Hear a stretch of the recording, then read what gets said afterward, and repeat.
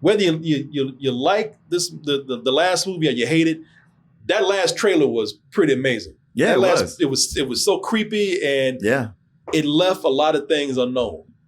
And I think that's what this trailer is doing. This trailer is creepy also, and they just leave a lot for you to speculate.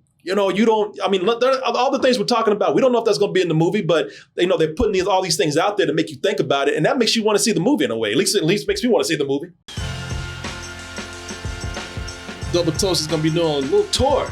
It's going to be hitting 3 cities very soon. Atlanta, Georgia, that's October 11th. Going to be in Santa Monica, California, November 14th, and going to be in Seattle, Washington, December 12th. And you can get your tickets for those by going to x1entertainment.com/Double Toasted. Let's go ahead and talk about this 28 years later, the Bone Temple trailer for a movie called 28 Years Later. It doesn't feel like we have to wait 28 years to get the sequel, which you have to with other movies these days, man. True. TV shows. Yeah. Somebody sent this. I didn't watch it, but they were like, well, that was fast. I was like, yeah, they shot them both at the same time. Yeah, but people are so used to waiting years before you got a TV episode that's on or a TV series that's on, and to get the continuing next season, you'll be waiting 3 years sometimes. Yeah, that's true. So to get something like this so quick, it's not only very cool, but it's also, I wonder how people are going to react to this, because being that it's so quick, people still got their feelings about the last movie that came out. And that movie also was very divisive with people out there. Some people liked it, like myself. I did. Martin did not at all. And the thing is, I understand why people didn't. And that's why I'm looking at this and I'm thinking, if you saw the movie, you know that at the end of that movie, that's the thing that really got people. Some people even love the movie up until they got to the end of that film. I'm not going to say what it is really, but there will be some spoilers in this trailer because it is a continuation of the first movie 28 years later. And I wonder how people are going to feel like this, or feel about this, because I wonder if they're going to think like, okay, you know what? It's making sense now, or nah, it's still some bullshit, man.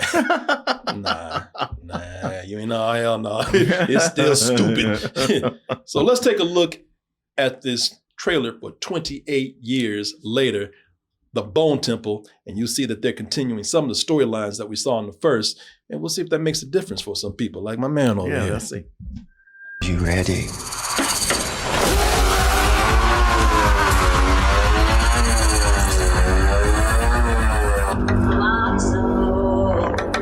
One thing about this that's immediately interesting is that it's a different director. They got Nia DaCosta. Nia DaCosta, yeah, she's the one that directed Candyman and The Marvels. You know that. Hey, listen, one thing about her, she's very eclectic. That director right there. Right. And the thing is, with The Marvels, she has let it slip, but I'm sure Disney had a pinky on her neck.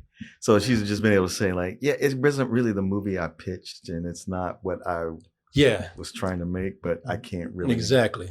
Disney was on her ass. The script probably was still being written while they were in production. Who knows what was going on with that? Right. But I like what they're doing here, man. I mean, it definitely feels like she's doing a 28 years, days, months later movie. In other words, she's kind of kept Danny Boyle's visual look, the tone of what he's done. But it does make me wonder how much he was right there on her shoulder the whole time. I'm sure that he guided her in a certain way because it does have to be true to this world that he's made. But that's why I'm interested to see if there's any kind of stylistic thing that she's brought to it. That's her own. Yeah. But, looking at this, man, I'm wondering how people are going to react to this trailer, and I wonder if they have a renewed interest in the movie for the people that didn't like it, because look, if you haven't seen the movie, the last movie, we're going to talk a little bit of spoilers right here. So you just either, tune out, or if you don't care, you can keep listening. But at the end of the movie, you had Jack O'Connell, who was just in Sinners, and he's the character Sir Jimmy Crystal. And throughout the movie, you kept seeing Jimmy Lives and Jimmy this and Jimmy that. I love Jimmy. And everybody's wondering who Jimmy is. And then when Jimmy finally showed up, he showed up looking like the Power Rangers with his crew. They all had different fruit-flavored tracksuits on. Right. Like some wiggered DJs. Yeah. And another thing that bothered people is that he's fashioned after a British was he a British DJ? I think it was a radio star, a British personality who was later found out to be a pedophile. Oh. Yeah, so there was a little bit of controversy of that too. Ooh, because I didn't know about that. Yeah, because when Jimmy came out fighting with his merry band of gummy bear looking, tracksuit fighters, they Power Rangers as people call them. They were playing. Were they playing the theme to? Because they were fashioned after the Teletubbies. Yeah, right. And I think they were playing Teletubbies music. Mm-hmm. And so people they just didn't know. It didn't fit the rest of the movie. It was almost like it was played up for laughs. Yeah. And very serious movie that got pretty somber. And then suddenly this comes in, like it's played up for laughs. And you're like, this is the ending here? And then people find out that, he was modeled after maybe a pedophile too. And people just like confused. Like I said, I wouldn't have done it myself, but I want to wait and see what they were going to do with this character. And I think that there's a reason why they did what they did, is because I think with Jimmy, they want to like introduce Jimmy as being heroic and charismatic and fun, so that when you see what Jimmy's actually like in the sequel, then you'd be kind of taken aback by it, or you'd see that, this guy is not as cool as we thought he was, which is probably how because he also looked like he's leading a cult. Yeah. So that's probably what they wanted you to think, that this was a fun-loving and charismatic character, so you could see how much of a cult leader he is. And then when you get to the sequel, you see just the brutal and barbaric things that he's doing. Gutting people. Yeah. He's not going to be a good guy. Right. But I didn't get that feeling of charisma or heroics from him from the first, that ending. It was just so like, this is just weird. No, it is. It was. And it's not like, oh, good, the heroes are here. It was just so like, what the hell is going on? Yeah, no, it was because it was such a shift in tone. Yeah, but even them like posing like, hey, we're here. I'm like, I don't trust any of this right here. Well, I don't know. It's kind of playing out like I thought.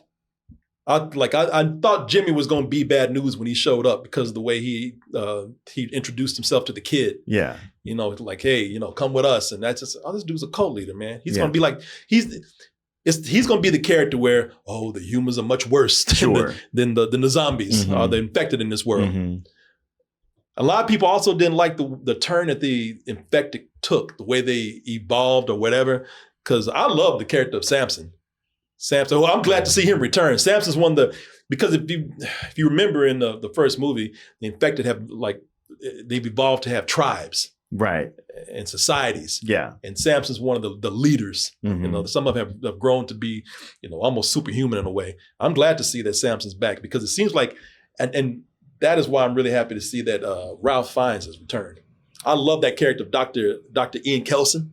Yeah. Well, I mean, that was the most intriguing thing in the movie. I mean, because it's like so many different movies in one.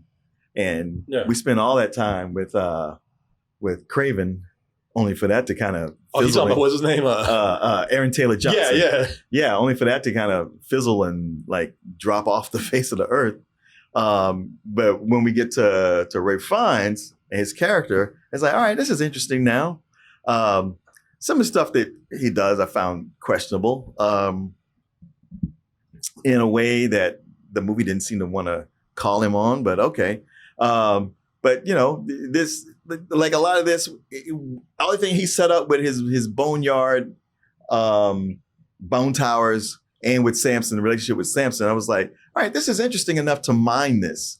So it makes sense that this would be a big chunk of the second movie. Yeah, that's what I want to see. I want to see how this relationship between him and the infected, especially with Samson, evolves. And it looks like he might be getting Samson to understand instead of acting on his anger. Right. So, is the movie saying that maybe the infected can be reasoned with after a certain point? Yeah. Maybe they can have some consciousness. Maybe they're not as wild as we are as feral as we think. Well, did you get what's the name of it? I Am Legend.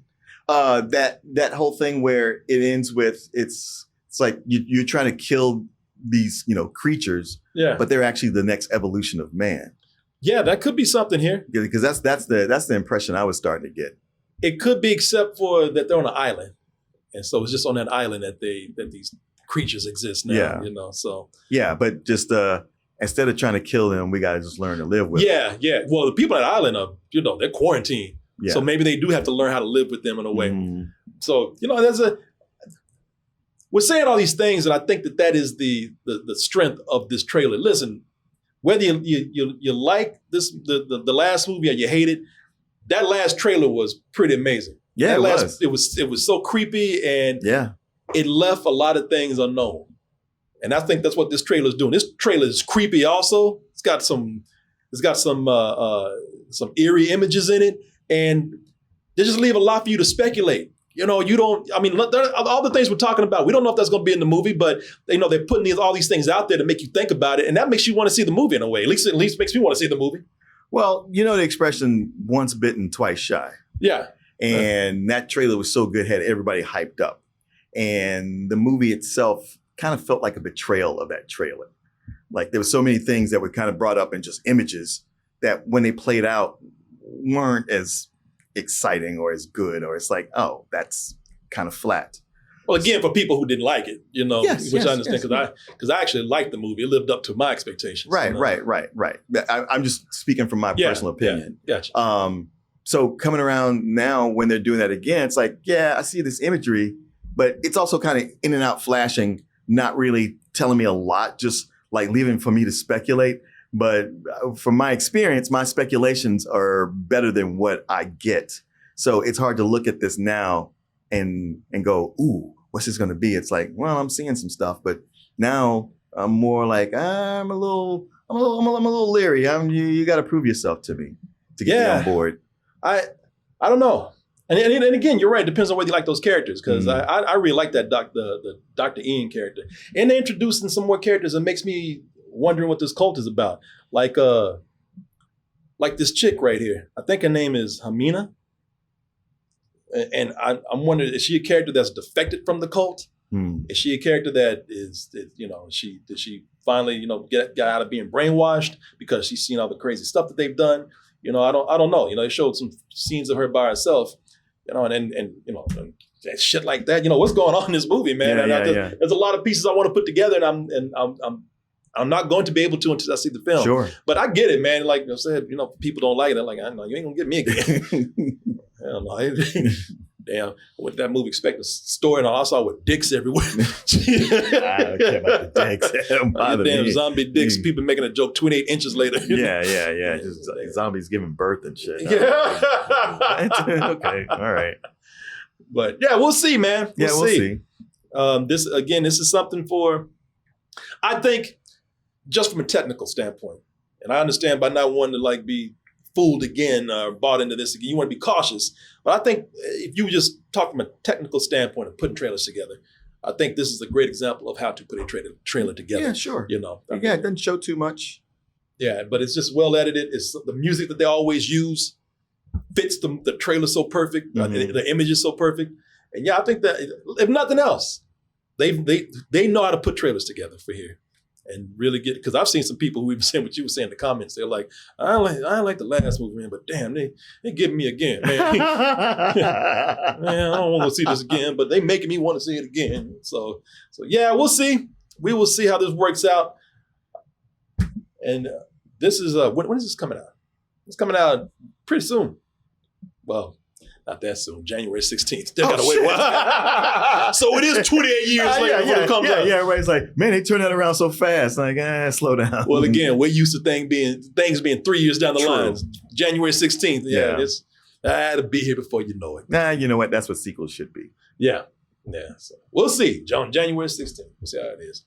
Maybe they'll turn this man around. Maybe. I can't wait. Hey, look, you got to be there anyway. I mean, look, they've already lowered my expectations. So. Yeah, you can only go up from here, my friend. That's the positivity I'm looking for right there. There you go. There it is.